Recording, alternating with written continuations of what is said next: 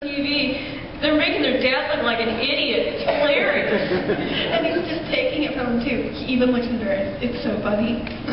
Can we turn off the TV for a second? Oh, it's almost over. I think we need to talk. Do you really think that what was going on in that program with them disrespecting their father that way was that funny? Yeah, Mom, it was hilarious. But you know we'd never act like that to you. Well, I'm glad that you guys try to make good TV choices, and unlike the kids on TV, we're glad that you don't treat us that way. We're glad that you have that respect for us. Yeah, I'm sure you don't want to be like the kids on TV. But Crystal, do you remember do you remember that science project that you did? How you must have read all the labels in the pantry to prove your thesis, you are what you eat, right? Yeah, I remember that. Well, do you also remember the scripture at Ephesians 6:2 and 3 that says to honor your father and your mother? Of course.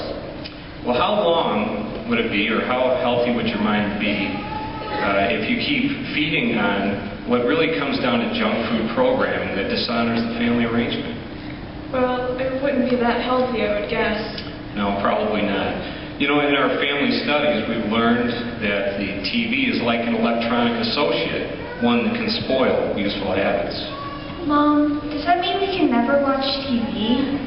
No, Rebecca, it just means that we need to make discriminating choices when it comes to our choice of entertainment, and especially with our TV shows. We want to make sure that we are choosing our TV shows like we would choose our friends, wisely.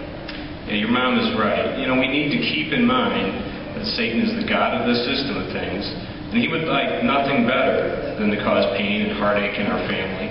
So we really need to be careful of especially his subtle influences. Your dad makes a good point. You know, what you were watching on TV was so ridiculous because it's so out of the ordinary for you, isn't it? Yeah. But think about it for a minute. If you were to watch that all the time, it would become common to you. It's really what the world acts like today. It's a normal thing for them. So, you know, I think about it. Crystal, you're a lot older than Rebecca, but even at your age, you might watch these teens on TV and maybe even copy them by accident. Yeah, I can kind of see what you and Dad mean by that, but I wasn't trying to set a bad example or anything. No, that's not what we're trying to say, honey. You know, as both of you learn and grow in the truth, you need to remember that the system of things was set up by Satan to erode our morals and our mental disposition. So even simple TV comedies can be harmful for Christians.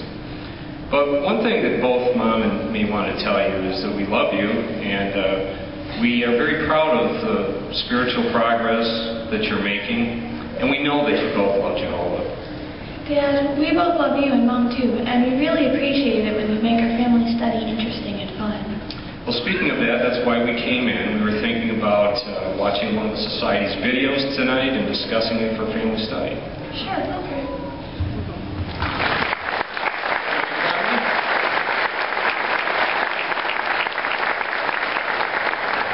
What were the three keys to success here? Communication. No one ran away from the issue. The 900-pound pink gorilla that was in the room. It was addressed immediately. Bible counsel was applied. The reminders from the society were brought into reason with the children. And third, love was shown. Love that was shared openly and honest.